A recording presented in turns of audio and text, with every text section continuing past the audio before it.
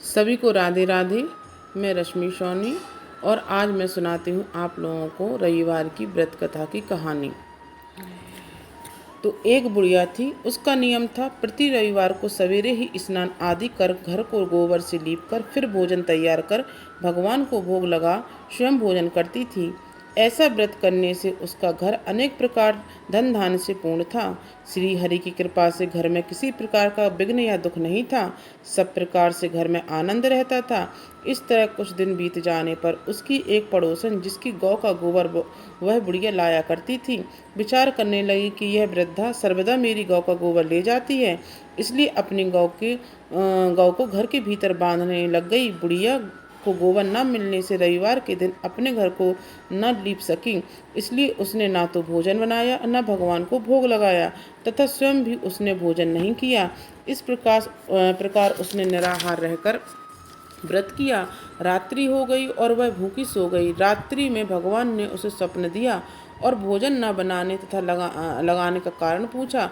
वृद्धा ने गोबर न मिलने का कारण सुनाया। तब भगवान ने कहा कि माता, हम तुमको ऐसी गौ देते हैं जिससे सभी इच्छाएं पूर्ण होती हैं, क्योंकि तुम हमेशा रविवार को गौ के गोबर से लीपकर भोजन बनाकर मेरा भोग लगाकर खुद भोजन करती हो।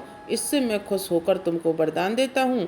निर्धन को धन और बांझ स्त्रियों को पुत्र देकर दुखों को दूर करता हूँ तथा अंत समय में मोक्ष देता हूँ। स्वप्न में ऐसा वरदान देकर भगवान तो अंतर्ध्यान हो गए और वृद्धा की आंख खुली तो वह देखती है कि आंगन में एक अति सुंदर गौ और बछड़ा बंधे हुए हैं। वह गाय और बछड़े को देखकर अति प्रसन्न हुई और उसको घर के बाहर बांध दिया और वही खाने को चारा डाल दिया। जब उसकी पड़ोसन बुढ़िया ने घर के बाहर एक अति सुंदर गौ और बछड़े को देखा तो द्वेष के कारण उसका हृदय जल उठा और उसने देखा कि गाय ने सोने का गोबर किया है, तो वह उस गाय का गोबर ले गई और अपनी गाय का गोबर उसकी जगह पर रख गई। वह नित्य प्रति ऐसा ही करती रही और सीधी सादी बुढ़िया को इसकी खबर नहीं होने दी। तब सर्वव्यापी ईश्वर ने सोचा कि चालाक पड़ोसन के कर्म में बुढ़िया ठगी जा रही है, तो ईश्वर ने संध्या के समय अपनी माया से बड़े जोर की आंधी चला दी। बुढ़िया ने अंधेरी के भय से अपनी गौ को भीतर बांध लिया। प्रातःकाल जब वृद्धा ने देखा कि गौ ने सोने का गोबर दिया है तो उसके आश्चर्य की सीमा न रही और वह प्रतिदिन गौ को घर के भीतर बांधने लगी। उधर पड़ोसन ने देखा कि बुढ़िया गौ को घर के भीतर बांधने लगी है और उसका सोने का गोबर उठाने का दाव नहीं चला, तो वह ईर्षा और डाह से जल उठी और कुछ उपाय न देख पड़ोसन ने उस देश के राजा की सभी सभा में जाकर कहा कि महाराज, मेरे पड़ोस में एक वृद्धा के पास ऐसी गऊ है जो आप जैसे राजाओं की ही योग्य है। वह नित्य सोने का गोबर देती है, आप उस सोने से प्रजा का पालन करिए। वह वृद्धा इतने सोने का क्या करेगी? राजा ने यह बात सुन अपने दूतों को वृद्धा के घर से गौ लाने की आज्ञा दी। वृद्धा प्रातः ईश्वर का भोग लगा भोजन ग्रहण करने ही जा रही थी कि राजा के कर्मचारी गौ खोलकर ले गए। वृद्धा काफी रोई चिल्लाई, किंतु कर्मचारियों के समक्ष कोई क्या कहता। उस दिन वृद्धा गौ के वियोग में भोजन ना खा सकी।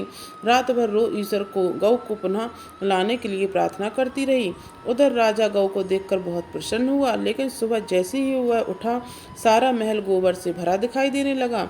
राजा यह देख घबरा गया। भगवान ने रात्रि में राजा को स्वप्न में कहा कि हे राजा, गाय वृद्धा को लौटाने में ही तेरा भला है। उसके रविवार के व्रत से प्रसन्न होकर मैंने उसे गाय दी थी। प्रातः होते ही राजा ने वृद्धा को बुलाकर बहुत से धन के साथ सम्मान सहित गौ बछड़ा लौटा दिया। उसकी पड़ोसिन दुष्ट बुढ़िया को बुलाकर उचित दंड दिया। इतना करने के बाद राजा के महल से गंदगी दूर हुई। उसी दिन से राजा ने नगरवासियों को आदेश दिया कि राजा की तथा अपनी समस्त मनोकामनाओं की पूर्ति के लिए रविवार का व्रत करो। व्रत करने से नगर के लोग सुखी जीवन व्यतीत करने लगे। कोई भी बीमारी तथा प्रकृति का प्रकोप उस नगर पर नहीं होता था। सारी प्रजा सुख से रहने लगी।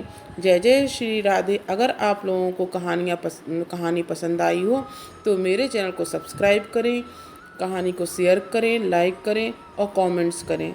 सभी को राधे राधे।